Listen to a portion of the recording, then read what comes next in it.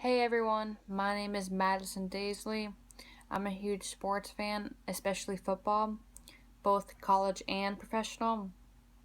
Since I love football so much, I thought it would be a good idea to talk about it. So today I'll be discussing three of the major rule changes for the upcoming NFL season. Every year, the team owners get together and discuss possible rule changes for the upcoming season.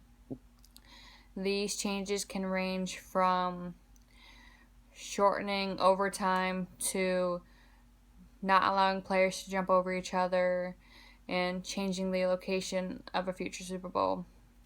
These rule changes are designed to make the game more fun and keep the players safe.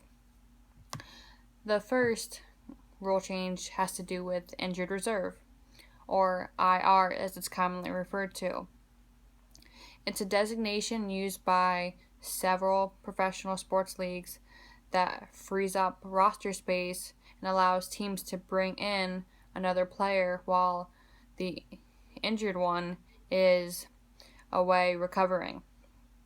Under the old rule, each team was only allowed to designate one player to return from IR. Now each team is allowed two players.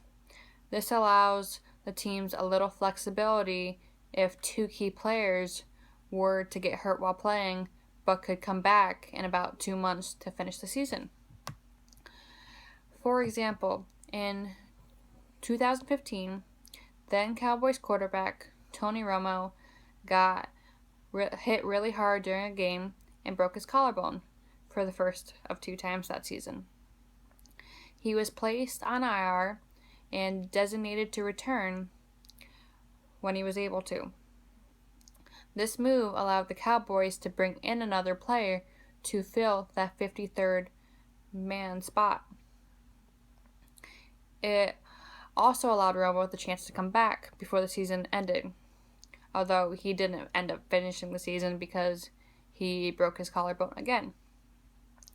Now, what would have happened had another key player for the Cowboys like Jason Witten or Sean Lee got hurt and would be out for about 6 to 8 weeks? The Cowboys would have two options. One, they could place that player on injured reserve and bring in a substitute, but that injured player would not be allowed to return.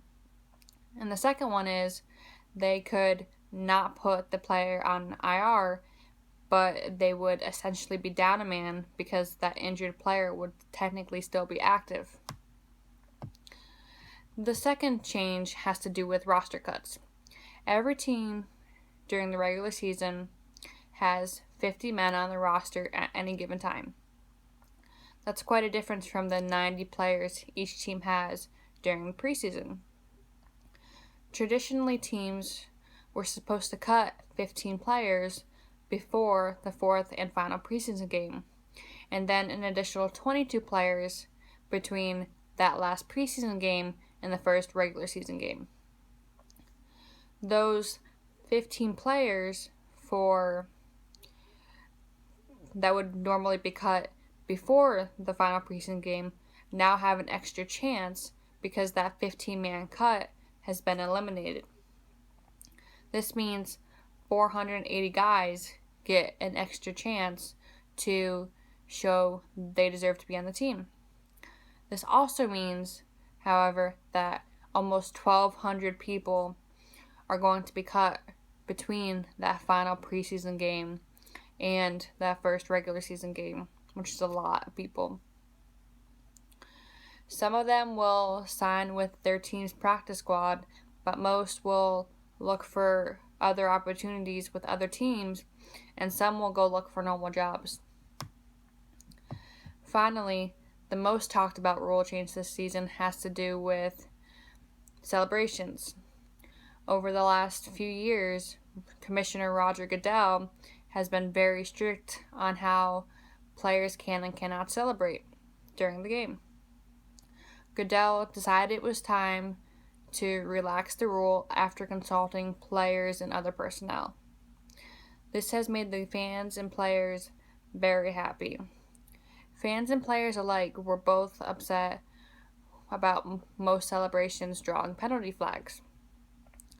And because it was grandfathered in, the Lambeau Leap, which is when a member of the Green Bay Packers jumps into the stands after scoring a touchdown at their home field, Lambeau Field, was the only celebration that wasn't consistently drawing penalty flags.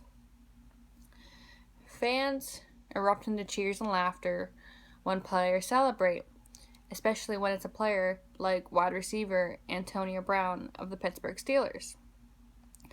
Antonio Brown loves to celebrate after scoring touchdowns. Attempting to hug a goalpost and twerking have led to him getting penalized over the last few seasons. He was also one of the first players to react to the news that the celebration rule had been relaxed. He even announced that he was starting to think of celebrations that would get the offensive linemen involved. In conclusion, I would like to thank you all for allowing me to talk about football. Just to recap, we discussed 3 of the major rule changes for the upcoming NFL season, which involve injured reserve, roster cuts, and celebrations. Thank you again.